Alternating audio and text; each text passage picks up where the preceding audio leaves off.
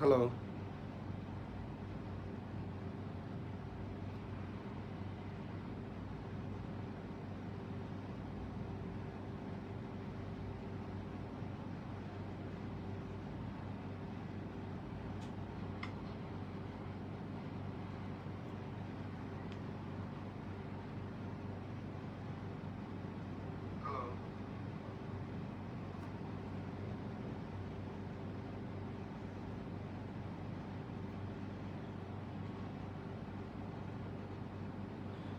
একটু কাইন্ডলি কমেন্টে একটু বলবেন আমাকে শোনা যাচ্ছে কিনা।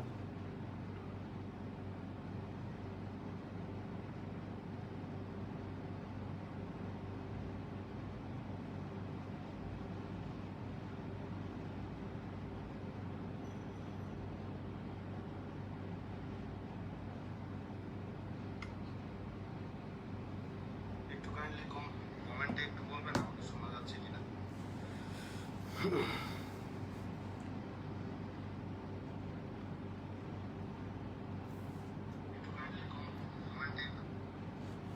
আসসালামু আলাইকুম, আমি মোহাম্মদ শাহরিয়ার ফেরদৌস, স্টাডি এক্সপ্রেসের কর্ণধার। আজকে আমি লাইভে আসার পিছনে কিছু কারণ আছে। কিছু কারণের মধ্যে একটা কারণ, আমি এর আগের লাইভগুলোতেই আমি বলেছিলাম যে প্রতি উইকে আমরা চেষ্টা করব যে 2-3টা ইউনিভার্সিটি সম্পর্কে কিছু আইডিয়া দেওয়ার জন্য। সে কারণেই আজকে লাইভে আসা। ফার্স্ট অফ অল আজকে মেইনলি হচ্ছে আজকের বিষয়টা হচ্ছে ইউনিভার্সিটি অফ শেফিল্ড সম্পর্কে কিছু ধারণা দেওয়ার জন্যই আজকে লাইভে আসা। ইউনিভার্সিটি অফ শেফিল্ড সম্পর্কে আপনাদেরকে কিছু আজকে বিস্তর ধারণা দিব। মোটামুটি এই ধারণাটা নেওয়ার পর আশা করা যায় যে আপনাদের ফোকাসটা ইউনিভার্সিটি অফ শেফিল্ডের দিকেও থাকবে আশা করি। সো এটা সম্পর্কে আমার নিচে আমি কিন্তু আমার ডিটেলসেও আমি দিয়ে দিয়েছি যে ইউনিভার্সিটি অফ শেফিল্ডের যে ইনফরমেশনগুলো, যে one of the university of Sheffield হচ্ছে ওয়ান অফ দ্য রাসেল গ্রুপের একটি ইউনিভার্সিটি, এবং এই ইউনিভার্সিটিটা জার্নি স্টার্ট করে হচ্ছে 1905 সালে। এই ইউনিভার্সিটিটা জার্নি শুরু করে অলমোস্ট 115 বছরের পুরনো একটি ইউনিভার্সিটি, এবং খুবই ভালো একটা ইউনিভার্সিটি। ইউনিভার্সিটি অফ শেফিল্ডের নাম সবাই শুনেছেন, এবং এই ইউনিভার্সিটিটা রাসেল গ্রুপের 24টা ভালো ইউনিভার্সিটির মধ্যে একটি। এবং ইউকের আবার আরেকটা ব্যাপার হচ্ছে, এবং এর লোকেশনটা হচ্ছে শেফিল্ডে এই ইউনিভার্সিটির। এবং শেফিল্ড ইউনিভার্সিটি খুবই লার্জ ক্যাম্পাস নিয়ে তারা এই ইউনিভার্সিটিটা তৈরি, এবং এই ইউনিভার্সিটির ওয়ার্ল্ড র্যাঙ্কিংয়ে হচ্ছে 93 অলমোস্ট, মানে 100 ইউনিভার্সিটির মধ্যে একটি ইউনিভার্সিটি হচ্ছে ইউনিভার্সিটি অফ শেফিল্ড। এবং সাথে আরেকটা ব্যাপার হচ্ছে ইউকের মধ্যে এটা হচ্ছে নাম্বার 21 র্যাঙ্কিং। কারণ আমার কাছে মেইনলি আজকে এই ইনফরমেশনগুলো দেওয়ার পিছনে একটা কারণ, আমাদের কাছে অনেক কোয়ারি আসে যে ভাইয়া আমার এই ইউনিভার্সিটিটার মানে আমার এমন কোনো ইউনিভার্সিটি লাগবে, দেখা গেছে যে হচ্ছে 100-র মধ্যে ইউনিভার্সিটি, অথবা ওয়ার্ল্ড র্যাঙ্কিংয়ে 100, অথবা ওয়ার্ল্ড র্যাঙ্কিংয়ে 500-র মধ্যে। সো এই ইনফরমেশনগুলো আসলে ইন্ডিভিজুয়ালি দেওয়াটা মনে হয় বেটার, যার কারণে আসলে এই ইনফরমেশনগুলো দেওয়া। এবং আরেকটা ব্যাপার হচ্ছে ইউনিভার্সিটিতে প্রায় অলমোস্ট মানে আমার জানা মতে অলমোস্ট এই ইউনিভার্সিটিতে সাবজেক্ট আছে অলমোস্ট 300-র কাছাকাছি। এই ইউনিভার্সিটিতে সাবজেক্ট আছে অলমোস্ট 300-র কাছাকাছি, এবং খুবই ভালো একটা ইউনিভার্সিটি। এবং এই সাবজেক্টগুলোর মধ্যেও আবার র্যাঙ্কিং আছে, যে এই ইউনিভার্সিটির কিছু সাবজেক্টের র্যাঙ্কিং আছে, সেই র্যাঙ্কিংয়ের লিস্টটাও আমি দিয়ে দিয়েছি আমার লাইভের মধ্যে, আমি লিস্টটা দিয়ে দিচ্ছি। যেমন হচ্ছে কমিউনিকেশন এবং মিডিয়া স্টাডিজে নাম্বার 1 সাবজেক্ট হচ্ছে শেফিল্ড ইউনিভার্সিটি, মানে ইউকে র্যাঙ্কিংয়ের মধ্যে। দেখা গেছে প্রতিটা ইউনিভার্সিটি আলাদা র্যাঙ্কিং থাকে, এবং প্লাস হচ্ছে সাবজেক্টেরও আলাদা আলাদা র্যাঙ্কিং থাকে। তেমনি কমিউনিকেশন এবং মিডিয়া স্টাডিজে নাম্বার 1 হচ্ছে শেফিল্ড ইউনিভার্সিটি।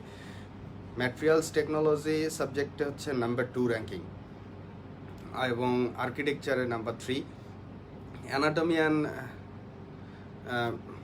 সাইকোলজিতে আপনার নাম্বার 3, পলিটিক্যাল সায়েন্সে 7, কেমিক্যাল ইঞ্জিনিয়ারিংয়ে 8, mechanical engineering 10, general engineering 10, aeronautical and manufacturing ইঞ্জিনিয়ারিংয়ে 12, কম্পিউটার সায়েন্সে 12, civil engineering 13, electrical and electronics ইঞ্জিনিয়ারিংয়ে 14, বায়োলজিক্যাল সায়েন্সে 15, accounting and finance 19, business studies 19, ম্যাথমেটিক্সে 20, লতে 27 এবং কেমিস্ট্রিতে 29, ইকোনমিক্সে 34, জেনারেল ইঞ্জিনিয়ারিংয়ে 36 এবং সাইকোলজিতে হচ্ছে আপনার 40। এই হচ্ছে ইউনিভার্সিটির সাবজেক্ট র্যাঙ্কিং। অনেক এখানে যে সাবজেক্টগুলো দেওয়া আছে অলমোস্ট 15 থেকে 20টা সাবজেক্ট। মোটামুটি আমাদের বাংলাদেশি স্টুডেন্টরা এই সমস্ত সাবজেক্টগুলোতে পড়াশোনা করেন। সো অনেকেই দেখা গেছে যে হচ্ছে ব্যাচেলর পড়াশোনা করার জন্য ভালো ভালো ইউনিভার্সিটি সার্চ দেন। সেক্ষেত্রে শেফিল্ড হতে পারে আপনার ভালো একটা ইউনিভার্সিটির মধ্যে একটা অন্যতম চয়েস, কারণ এই ইউনিভার্সিটির র্যাঙ্কিংও, ইউকে র্যাঙ্কিংও খুবই ভালো, ওয়ার্ল্ড র্যাঙ্কিংয়ে 100-র মধ্যে আছে। সো এই ইউনিভার্সিটিতে ইজিলি আপনি অ্যাডমিশন নিতে পারেন। এবং আরেকটা ব্যাপার হচ্ছে ইউনিভার্সিটির টিউশন ফি রেঞ্জ সবার one of the main problem হচ্ছে টিউশন ফি। টিউশন ফির ব্যাপারটা হচ্ছে আপনার এখানে 3টা ওয়েতে হচ্ছে অ্যাডমিশন নেওয়া হয়, 4টা ওয়েটা হচ্ছে, এক হচ্ছে ফাউন্ডেশন প্রোগ্রাম, 2 নম্বর হচ্ছে ইন্টারন্যাশনাল ইয়ার 1 যেটাকে বলা হয় ব্যাচেলার প্রোগ্রাম, আর একটা হচ্ছে প্রি মাস্টার্স এবং মাস্টার্স। সো আমরা স্টাডি এক্সপ্রেস যে কাজটা করতে পারি সে কাজটা হচ্ছে আমরা 3টা ওয়েতে অ্যাডমিশনের জন্য আমরা ব্যবস্থা করে থাকি। একটি হচ্ছে ফাউন্ডেশন ইয়ারে, সেকেন্ড ওয়ান হচ্ছে ইন্টারন্যাশনাল ইয়ার 1, আর থার্ড ওয়ান হচ্ছে প্রি মাস্টার্সে। এই 3টা ওয়েতে আমরা অ্যাডমিশন করাতে পারবো। এবং ফাউন্ডেশন ইয়ারে অবশ্যই আইএলসে ইন্টারন্যাশনাল ফাউন্ডেশন ইয়ার মেইনলি হচ্ছে আপনার যারা এইচএসসি কমপ্লিট করেছেন বা ও লেভেলস কমপ্লিট করেছেন বা এ লেভেলস কমপ্লিট করেছেন তাদের জন্য ফাউন্ডেশন ইয়ারটা আমরা দিচ্ছি, ইন্টারন্যাশনাল ফাউন্ডেশন ইয়ার। এটা মেইনলি হচ্ছে 6 মান্থের কোর্স, ইন্টারন্যাশনাল ফাউন্ডেশন ইয়ার। এখানে কারা অ্যাপ্লাই করতে পারবে? মেইনলি যাদের আইএলসের স্কোরটা দেখা যাচ্ছে 4.5, ইউকেভিআই 4.5, ইউকেভিআই 5, তারা কিন্তু এখানে ইন্টারন্যাশনাল ফাউন্ডেশন ইয়ারে সাবমিট করতে পারে। ওকে, এটা টিউশন ফি অলমোস্ট হচ্ছে 16,700 পাউন্ড থেকে 18,500 পাউন্ডের মতো। এটা ডিপেন্ড করতেছে হচ্ছে সাবজেক্ট ওয়াইজ। বিজনেসে দেখা গেছে যে হচ্ছে 16,700 এবং ইঞ্জিনিয়ারিং রিলেটেড সাবজেক্টগুলোতে বা সায়েন্স রিলেটেড সাবজেক্টগুলোতে 18,500 পর্যন্ত এর টিউশন ফিটা হয়ে থাকে। যারা দেখা গেছে যাদের জন্য আইএলসের স্কোরটা খারাপ তারা এখানেও অ্যাডমিশন নিতে পারেন ফাউন্ডেশন ইয়ারে। এবং এখানে আপনার জয়েন্ট কাজও আছে। ফাউন্ডেশন ইয়ার কমপ্লিট করার পর আপনি কিন্তু ইন্টারন্যাশনাল ইয়ার 1-এও সরাসরি আপনি ক্লাস করা স্টার্ট করতে পারেন। অলমোস্ট মানে আপনি সরাসরি অলমোস্ট হচ্ছে আপনি ফাউন্ডেশন ইয়ার কমপ্লিটের পর আপনি ব্যাচেলর করতে পারছেন এখানে, এবং এটা একটা খুবই সহজে একটা ব্যাচেলর করতে পারছেন সাথে। আর আপনার আলাদাভাবে কোনো ইউনিভার্সিটি সার্চ দিতেও হচ্ছে না, সরাসরি ব্যাচেলারে যেতে পারছেন। আরেকটা ব্যাপার হচ্ছে ইন্টারন্যাশনাল ইয়ার 1 যেটাকে বলা হয় ব্যাচেলার প্রোগ্রাম। ইউকেভিআই 5.5 যদি স্কোর কারো থাকে সেক্ষেত্রে ইন্টারন্যাশনাল ইয়ার 1-এ অ্যাপ্লাই করতে পারেন। এবং আর নর্মাল যদি আইএলস থাকে সেক্ষেত্রে 6, ইন্ডিভিজুয়ালি 5.5 থাকতে হবে, যেটাকে বলা হয় একাডেমিক স্ট্যান্ডার্ড আইএলটিএস। সেক্ষেত্রে আপনি ইন্টারন্যাশনাল ইয়ার 1-এও অ্যাপ্লাই করতে পারেন যদি আপনার আইএলসের স্কোর ইউকেভিআই 5.5 এবং একাডেমিক স্ট্যান্ডার্ড 6, ইন্ডিভিজুয়ালি 5.5 থাকে। আরেকটা ব্যাপার হচ্ছে আপনার প্রি মাস্টার্স প্রোগ্রাম আমরা যে অফারটা করতে পারি। অনেক স্টুডেন্ট আছে যারা হচ্ছে আইএলসের স্কোর 5.5, প্রি মাস্টার্সের ক্ষেত্রে একাডেমিক আইএলস হলেই হবে 5.5, এবং প্রি মাস্টার্সে ইউকেভিআই 5.5-এও হলেও কোনো সমস্যা নেই। সেক্ষেত্রে প্রি মাস্টার্সে যে কেউ অ্যাপ্লাই করতে পারে। যারা ব্যাচেলর কমপ্লিট করেছেন, স্কোর একটু খারাপ দেখা গেছে, সিজিপিএ একটু খারাপ, তারাও কিন্তু এখানে অ্যাপ্লাই করতে পারেন।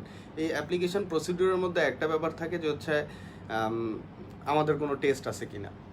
সবাই একটা কথা বলে, প্রতিটা ইউনিভার্সিটি আপনাকে কাস্ট লেটার দেওয়ার আগে একটা ইন্টারনাল টেস্ট নিবে। ইন্টারনাল টেস্ট বলতে আপনার কাছ থেকে একটা কাস্ট লেটার ইস্যু করার আগে তারা জানতে চায় যে হচ্ছে এই স্টুডেন্টটা কোয়ালিফাইড কিনা। আপনাকে আনকন্ডিশনাল অফার লেটার বা অফার লেটার দেওয়ার সময় কিন্তু আপনাকে কোনো ইন্টারভিউ বা কোনো কিছু নিবে না। জাস্ট আপনাকে কিছু সাধারণ টপিকস জানতে হবে, লাইক যে ইউনিভার্সিটিতে আপনি পড়াশোনা করতে যাচ্ছেন সেই ইউনিভার্সিটি সম্পর্কে জানা, যে সাবজেক্টে পড়াশোনা করতে যাচ্ছেন সেই সাবজেক্ট সম্পর্কে জানা, আপনার নিজের সম্পর্কে তারা কোশ্চেন করতে পারে, আপনার এডুকেশনাল কোয়ালিফিকেশনের উপরে তারা কোশ্চেন করতে পারে। এই কোশ্চেনগুলোই শুধুমাত্র অ্যান্সার দিতে হবে। এই কোশ্চেনগুলো অ্যান্সার দিলেই সহজেই কাস্ট লেটারটা ইস্যু করা সম্ভব। এই কোশ্চেনগুলো করা হয়।